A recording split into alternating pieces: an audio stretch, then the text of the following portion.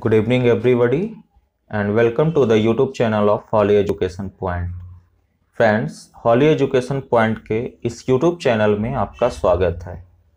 आज का हमारा टॉपिक है NCF 2005। इसमें हम लोग कुछ मल्टीपल चॉइस क्वेश्चन को करेंगे और कुछ क्वेश्चन का आंसर मैं आपको डायरेक्ट बताऊंगा, जिससे कि आपका समय बचे। तो चलिए शुरू करते हैं। सबसे पहले NCF 2005 से। तो ये राष्ट्रीय पाठ्य NCF 2005 है क्या? तो राष्ट्रीय पाठ्यचर्या की रूपरेखा 2005 एक दस्तावेज है जिसमें चर्चा की गई है कि बालकों को क्या और किस प्रकार पढ़ाना चाहिए। तो चलिए पहला क्वेश्चन पे आते हैं। पहला क्वेश्चन है कि राष्ट्रीय पाठ्यचर्या की रूपरेखा 2005 किस सूझ के आधार पर पाठ्यचर्या के बोझ को कम करने पर बल देती है? चार ऑप्शन आपके पास है, आपको बताना है इसका आंसर। तो इसका करेक्ट आंसर होगा ऑप्शन सी, शिक्षा बिना बोझ के। नेक्स्ट क्वेश्चन है, राष्ट्रीय पाठ्यचर्या की रूपरेखा 2005 के अनुसार प्राथमिक स्तर पर भाषा का माध्यम क्या होना चाहिए? तो इसमें बताया गया था कि भाषा का जो माध्यम होना चाहिए वो हमारा मातृभाषा होनी चाहिए। जो भी आपकी मातृभाषा है वो होनी चाहिए। नेक्स्ट क्वेश्चन है, विवेचनात्मक शिक्षा शास्त्र खुली विमर्श और विभिन्न दृष्टिकोण के माध्यम से डैश लेने की प्रक्रिया को सरल बनाता है।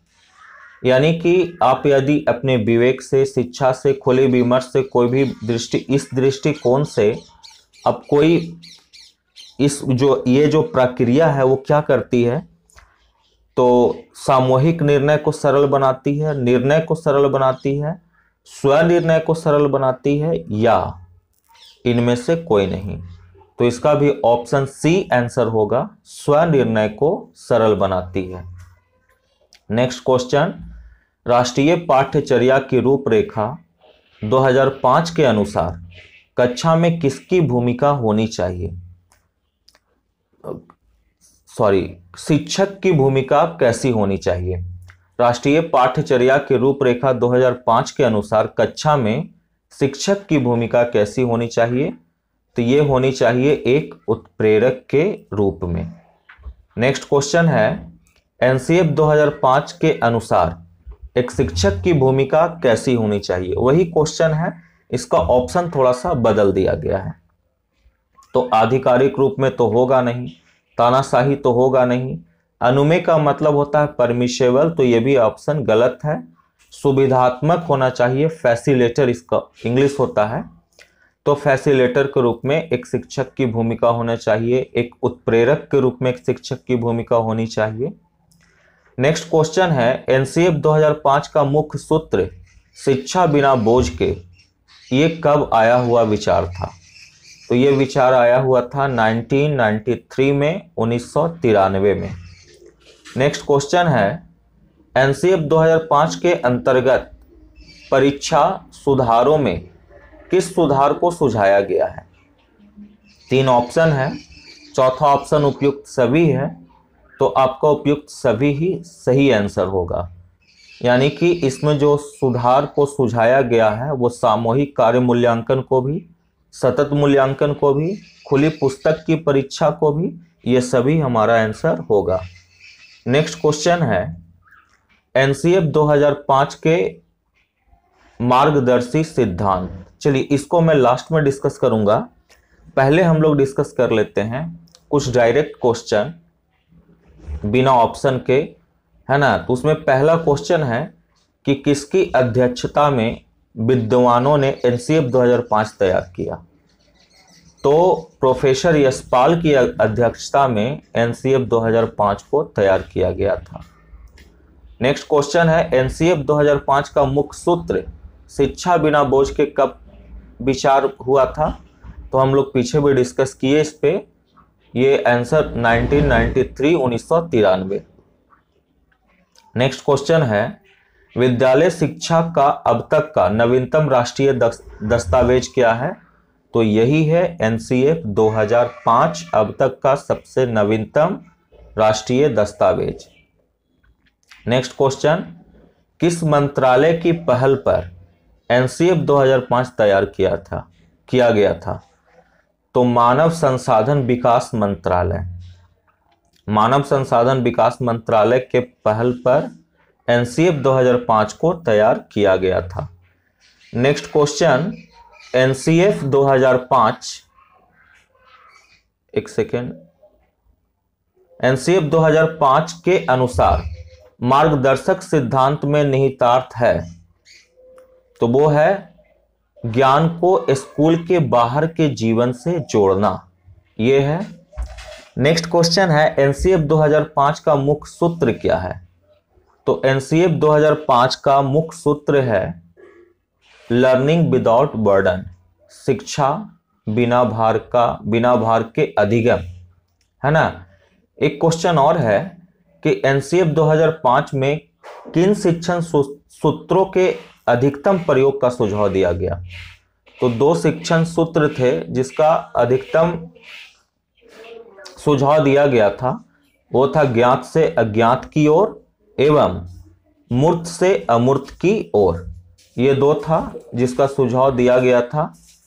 नेक्स्ट क्वेश्चन है, एनसीएफ 2005 का प्रारंभ रविंद्रनाथ टैगोर के किस निबंध से है? तो इसका संबंध है सभ्यता और प्रगति, इनका एक निबंध था, उसी से इसका संबंध है।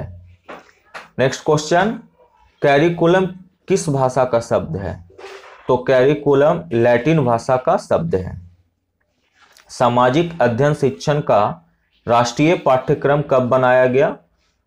तो एनसीएफ 2005 का जो ये बेस है वो 2005 में ही बनाया गया था। नेक्स्ट क्वेश्चन है, एनसीएफ 2005 की कार्यशाला कहां पर आयोजित की गई? तो एनसीईआरटी नई दिल्ली। नेक्स्ट क्वेश्चन है, यशपाल शर्मा समिति में कुल कितने सदस्य थे? तो यशपाल शर्मा समिति में कुल 38 सदस्य थे। अगला क्वेश्चन है, एनसीएफ 2005 का भाषा फार्मूला? तो त्रिभाषीय भाषा फार्मूला था। प्रथम भाषा, द्वितीय भाषा एवं तृतीय भाषा क्या क्या रखा गया था?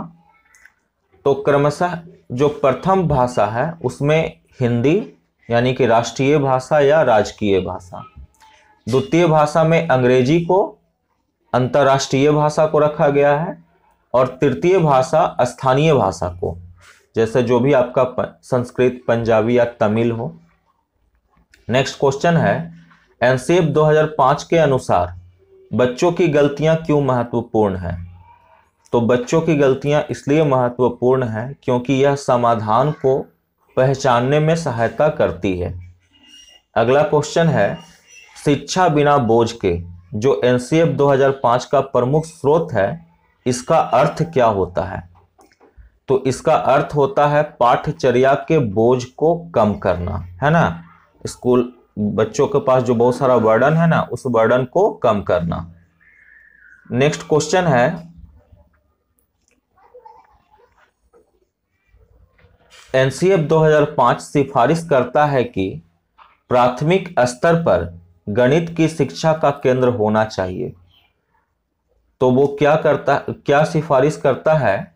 कक्षा में पढ़ाए गए टॉपिक्स को विद्यार्थियों के दैनिक जीवन से जोड़ना, इस बात की सिफारिश एनसीएफ 2005 करता है। और एनसीएफ 2005 बल देती है किस चीज पर? तो लर्निंग बाय डूइंग, करके सीखने पर बल देती है। नेक्स्ट क्वेश्चन, राष्ट्रीय पाठ्यचर्या की रूपरेखा 2005 के अनुसार बच्चों की प्राथमिक स्तर पर भाषा का माध्यम क्या होना चाहिए? तो प्राथमिक स्तर पर बच्चों की भाषा का माध्यम होना चाहिए मातृभाषा। नेक्स्ट क्वेश्चन, राष्ट्रीय पाठ्यचर्या की रूपरेखा 2005 के अनुसार कक्षा में एक शिक्षक की भूमिका कैसी होनी चाहिए? ऊपर भी हम लोग डिस्कस किए थे कि भूमिका होनी चाहिए एक उत्प्रेरक के रूप में, एक फैसिलिटेटर के रूप में एक शिक्षक की भूमिका होनी चाहिए। नेक्स्ट क्वेश्चन है, राष्ट्रीय पाठ्यचर्या की रूपरेखा 2005 के अनुसार बच्चों के आकलन का सही तरीका क्या है।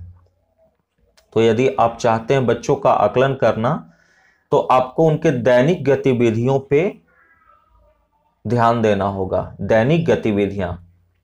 नेक्स्ट क्वेश्चन, विद्यालय शिक्षा का अब तक का नवीनतम राष्ट्रीय दस्तावेज कौन सा है। तो यह है एनसीएफ 2005। अब हम लोग बात करेंगे एनसीएफ 2005 के सुझाव। एक एक करके पढ़ रहे थे, एक साथ ही मैं आपको सारा बता देता हूं कि एनसीएफ 2005 ने कौन कौन से सुझाव दिए। तो पहला था संवैधानिक मूल्यों का विकास करना है बच्चों में। दूसरा, सतत एवं व्यापक मूल्यांकन, खेल को महत्व देना है, उसके पढ़ाई को उसके जीवन से जोड़ना है, मुक्त वातावरण करके सीखने पर जोर देना है, 6 महीने में शिक्षक को प्रशिक्षण दिया जाए, शिक्षा बच्चों के स्तर अनुसार होना चाहिए, मोटी मोटी किताबों को बेकार माना गया है, रोजगार परक शिक्षा देना है, यानी कि ऐसी शिक्षा देना जिससे उसको रोजगार मिले, पाठ्य सहगामी क्रियाएं जैसे कि संगीत, चित्रकला, नृत्य, एनसीसी आदि चीजों को ध्यान देना है, बल देना है इस पे। कक्षा 5, 8 एवं 11 के लिए बोर्ड एग्जाम नहीं होना चाहिए। पुरस्कार, दंड ये सब वर्जित है, एकदम सीमित मात्रा में, न के बराबर होना चाहिए। मातृभाषा के साथ साथ अंग्रेजी भाषा को भी बढ़ाना है, पूर्व ज्ञान का उपयोग करना है और परीक्षा का डर बच्चों से दूर करना है। ये सारे सुझाव थे एनसीएफ 2005 के। और आज का लास्ट टॉपिक हमारा होगा एनसीएफ 2005 के 5 मार्गदर्शक सिद्धांत कौन कौन से थे।